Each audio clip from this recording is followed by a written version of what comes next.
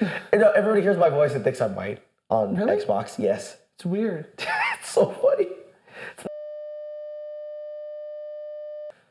Whew. Is it rolling? Yep. Hi there. Welcome to Nerd Roast. My name is Trayvon. And I'm an Amazonian princess.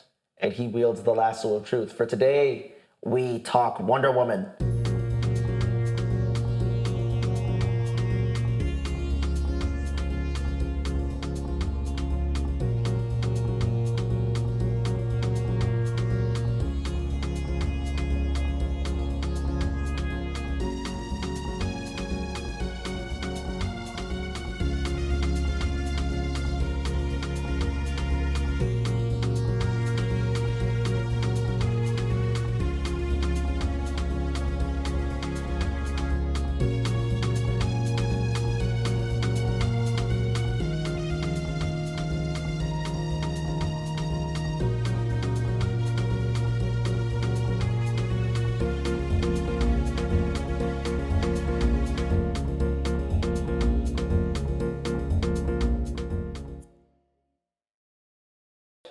We've got a live one! Yes, it's not dead. Oh man, I'm excited. Thank goodness. I'm just astonished it doesn't suck, because DC has hurt me deeply, like in my soul, and I'm happy that it tried to kiss it better and make me feel less like I'm a terrible person Can for I- watching these movies and trying to keep them in my world. I mean, it's been tough because Batman v Superman is our worst movie of the year. I mean, there was worse movies in 2016, like easily on a production, filming, No, I don't think dialogue so. scale. I don't think so at all. I think BVS is probably the worst that happened because it wasted its potential. That's It why did a I bunch think of bad it's the stuff. worst. But the good news is Wonder Woman didn't waste its potential. It's not bad. It's like a pretty good movie. It's actually better than we anticipated, to be honest. It's very much like a golden age movie in a lot of ways.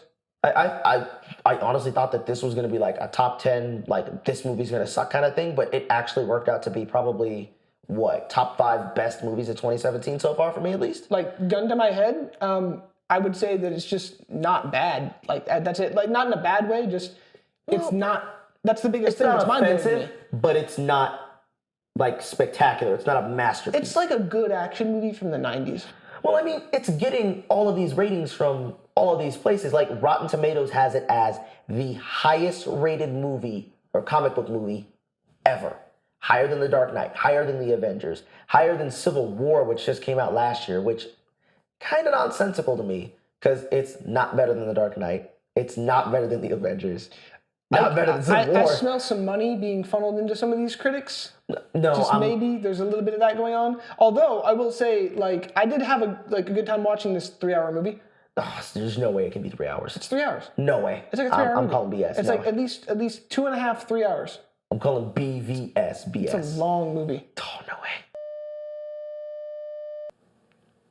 So let's talk about some of the supporting cast. How do you feel about the mom for Wonder Woman?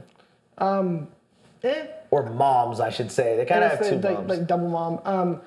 Not a huge fan, really, of pretty much the whole Themyscira part. Honestly, It's so slow. it's superfluous. There's so much stuff in this movie. There's so much stuff they could have cut, but like it's beautiful looking. Don't get me wrong. Everything looks gorgeous, and the character is really nice, and like the whole movie is like it's good. Like I can't say at any given point in time it's like, oh, this is the worst thing ever. This is ruining the movie for me. It's just okay. There's a lot of you, and a lot of it. I honestly could use less on my plate. There's just a lot to digest here, and that's it. That's the whole thing for me. Yeah, I can get that. I do appreciate that Robin Wright, playing the general or the aunt to Queen Hippolyta, gets some screen time because she's fantastic in House of Cards. If you haven't, go watch House of Cards, by the way. Please. Outside of that, all of Themyscira is kind of bland.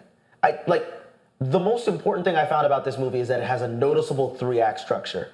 It has an act 1, act 2, act 3, and it's really set up well. You can tell that they tried to stick to it. It's really structured. But that's kind of also the big downfall for the movie. Because in act 1, you can tell that this first 25 to 35 minutes of this movie is just set up and boring. set up. And it said some of the same stuff over and over again, which is one of my main criticisms of Suicide Squad. It runs through that story of Ares and how he put the the women of Paradise Island in shackles and everything like that multiple times. And I was like, I don't need to know this anymore. For anybody that knows Wonder Woman, you know this already. It's superfluous to continuously add it all the time. Well, that being said, the rest of the supporting cast that shows up and everything, you've got a bunch of randos I don't really remember at all. I mean, you got Steve Trevor, I who's couldn't answer nice. their names. He's like a secondary main character. But I'd say he's the main only one that cast. stands out to me is Etta Candy, because he kind of comes out of nowhere because he's a classic like Wonder Woman sidekick. And he just happens. Like, Etta Candy just kind of exists, and she's delightful, and that's it. Like, So Etta Candy's like a secretary in this movie? I'm guessing she's supposed to be like the Jimmy Olsen to her Superman, basically? Pretty much. Okay. I was just making sure because there's some characters in this that I have had no idea existed. all you need to know is that Etta Candy was delightful. And if dare I say, a real sweetie. I hate you sometimes. Oh man, let's get into the main cast. Let's talk about our hero. So the main hero, Wonder Woman, played by Gal Gadot. How did she go? Yeah, she did great. Well, here's my thing. I have an issue with Gal Gadot because I don't know if she can noticeably act. I've seen her in other movies like the Fantastic Four, the Fast and Furious series, and I honestly don't know if she can act. But in Wonder Woman, she sells the role. Oh yeah, no, she is Wonder Woman. She does a great job, I think. I think the only problems I really have with Wonder Woman and her portrayal is, well, the action scenes. The Which action is it, scenes because they're really nice. It's just there's a little bit of shaky cam, and that's it. That's my complaint, I guess. There you go. It's boring, but that's it. I wouldn't even say shaky cam. I say slow mo. It's like, well, yeah, there's slow mo, there's some slow-mo there's a little in shaky there. cam, and there's awkward fight cuts, which make things awkward. And like, really, her battle stuff. They're is not the only thing that Catwoman bugs me. cuts. They're not No, Catwoman Holly Berry cuts where you get like 30 cuts in a scene. No. Oh, It's they're not just- that bad, but it's enough to notice and it feels kind of jumpy. Yeah.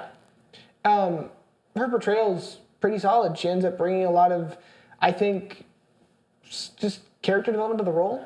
She does a good job. Best scenes are her fish out of water scenes Oh, yeah. when she's alongside Steve Trevor. Yeah. And that's when she shines. Because Chris Pine in this movie, I don't know how they're going to do him now because we'll leave that into the comments because I'm not going to spoil what happens with Steve.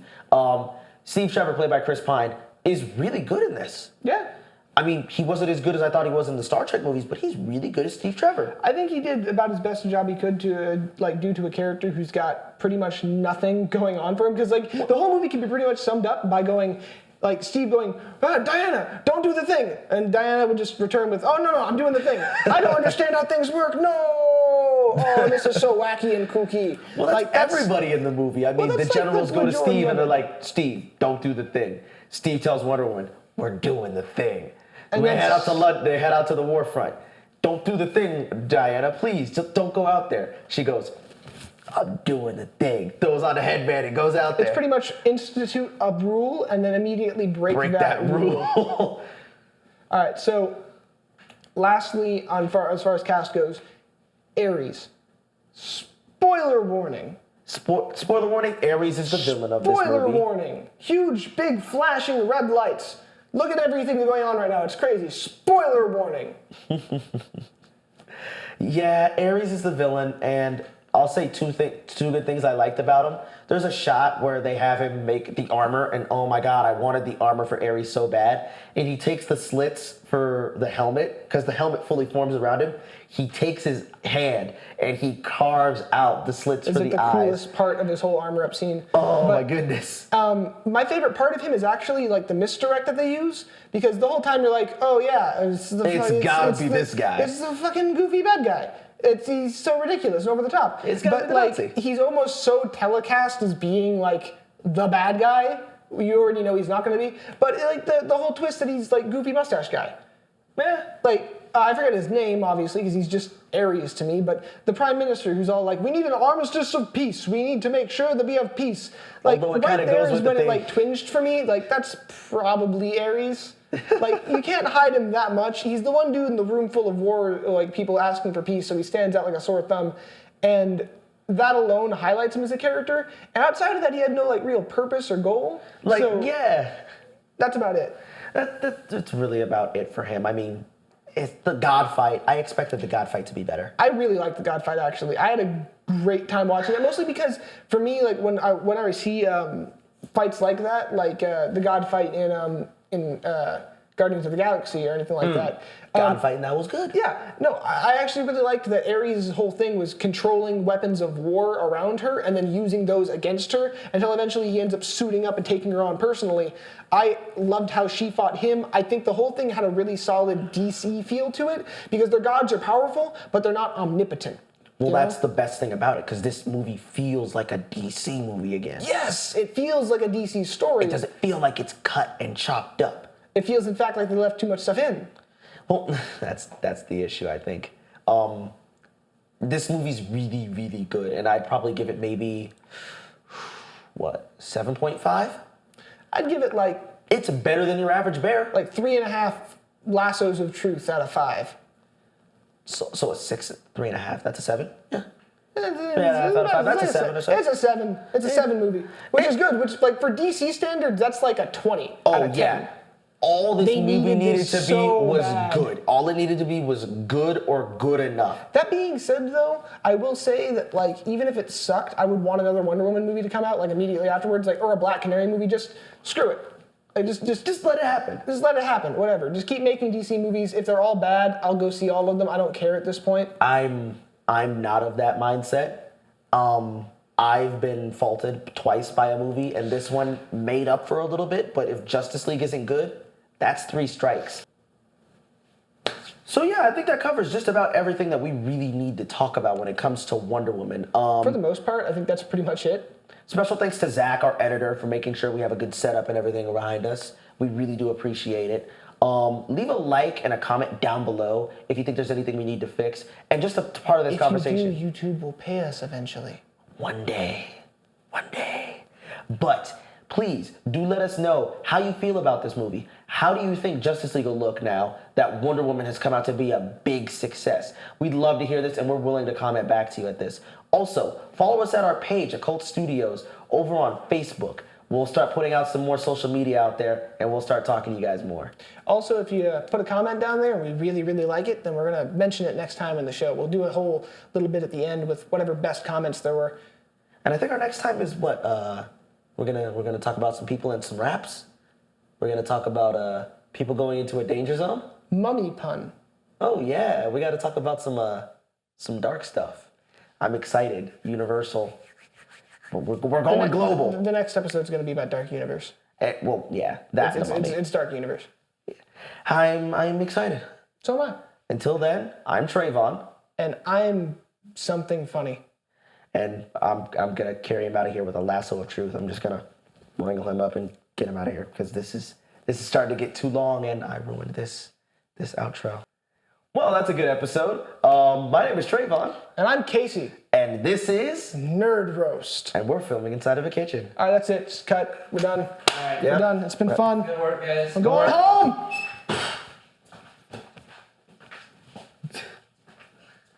About The end of it just looks like this weird cut of hold on.